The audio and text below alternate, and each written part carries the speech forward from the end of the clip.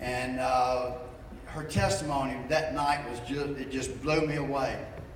And I wanted to meet her. I got to meet her just very, very briefly. Didn't really get to talk to her very much, but a few weeks after that, I saw her in a restaurant in Hendersonville.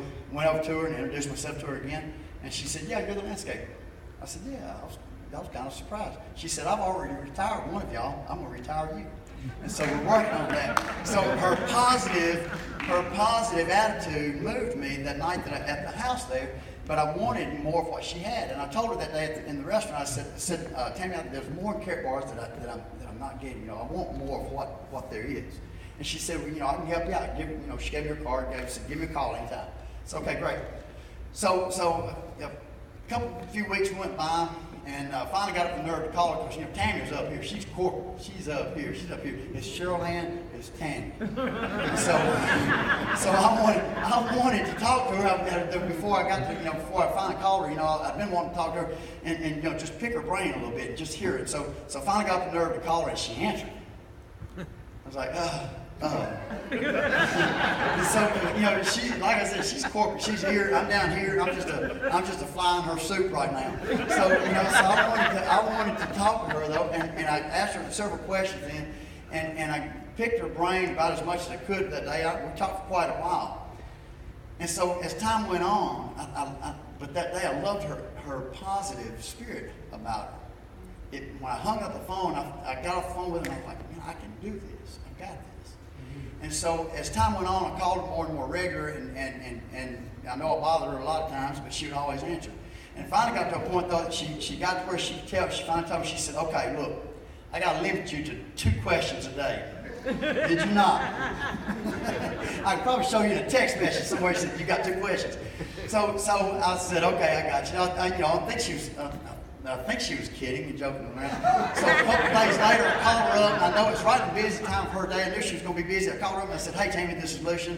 I know you're real busy right now, but have you got just a minute?" And she said, "Yes, I sure do." She said, "Now, what's your second question?" So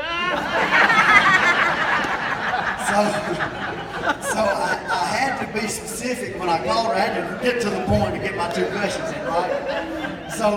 But I loved her spirit. And as our relationship grew on, I was talking to her on the phone one day, and I said something. There was something I said that I can't do. She said, "Wait. What did you say?" And I had to back up for a second. I said, "Well, I'm not sure." And she said, "What did you say?" And I had to back up and retrace my words. And she said, "I want you to change that into a positive." I said, "Okay." So she was holding me accountable. She was making my speech to what I wanted to do. And that's biblical. It took me back. Proverbs 18:21 is one of my favorite verses. I taught this to my children when they were young. Proverbs 18:21. Life and death are in the power of the tongue. Those who love it will eat of its fruit. Do you want death over your business? Or do you want life? Speak life. Do you want life over your family? Speak life over your family. Do you want life over yourself? Speak life over yourself. She holds me accountable to that. She will call me out when I say something negative. She gets on to me and she calls me out on it. So I love her spirit. I love her positive spirit. And I had to surround myself with that type of people. Like I said, I went to the meetings because I wanted to be around positive, upbeat, spirit-filled people. I met a gentleman through Karatbars probably a year and a half or so ago, Mr. Paul Cook. He's been a great mentor to me. He has really helped me and led me in some great directions. One of the best things he's told me is that I would be the same person today, 5 years from now, except by the people that I meet and the books that I read. And I want to add something else to that. It's not just by the people that you meet, it's by the people that you surround yourself with. If you want negative, surround yourself with people that's negative. My friend, I don't hang out around with him as much, but he'd still ask me from time to time, "Hey, how's your gold doing?" And I'm like, "Man, you wouldn't believe it," and I'd move on.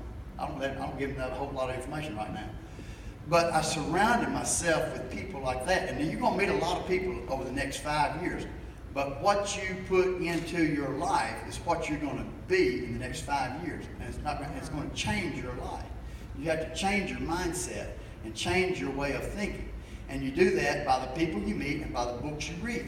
and by the people you surround yourself. One of the books that he told me to read, and I suggest and encourage you guys to write this book down. It will change your way of thinking.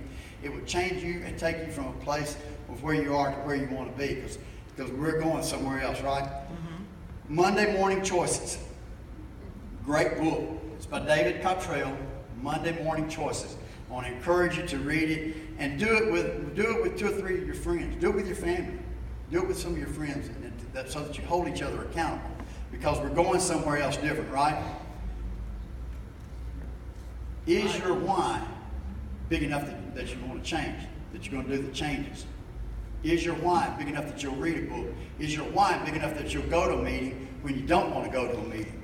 Is your why bigger than your rejections? I've talked to people in Karatbars affiliates that are not doing anything today. And they said, I don't have the time to do